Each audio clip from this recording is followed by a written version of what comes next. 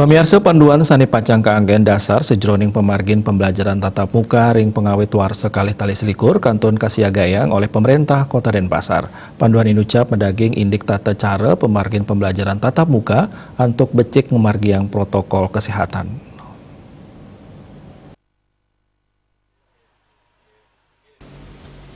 Nyangra pemargin pembelajaran tatap muka ring pengawit warsa kali tali selikur, pemerintah Kota Denpasar sampun nyiagayang makudang-kudang pami dab-dab. Sili tunggilnya nih antuk nyiagayang panduan pemargin sekolah tatap muka sani kantun Kasiagayang oleh Dinas Pendidikan Kota Denpasar antuk stateng laksanayang 3M inggih punike patut nganggen masker, ngwajikin tangan nganggen sabun ring toyel sani mambah, nyaga jarak tur nenten mapupul.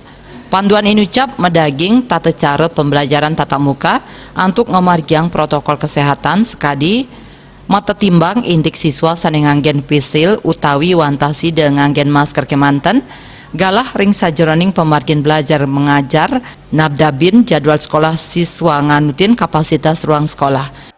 Terkait dengan ada kebijakan ya dari pemerintah pusat dalam hal ini dari Kementerian Pendidikan dan Kebudayaan bahwa mulai tahun 2021 akan ada kebijakan untuk sistem pembelajaran tatap muka bagi sekolah.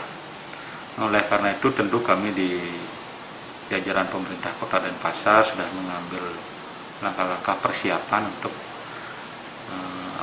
untuk mempersiapkan sehingga nanti pada saat yang ditentukan kita sudah siap. Dan Dinas Pendidikan dalam hal ini sebagai leading sektor kemarin sudah mengumpulkan mengadakan rapat MKKS untuk tingkat sekolah SMP dan SD untuk menyusun panduan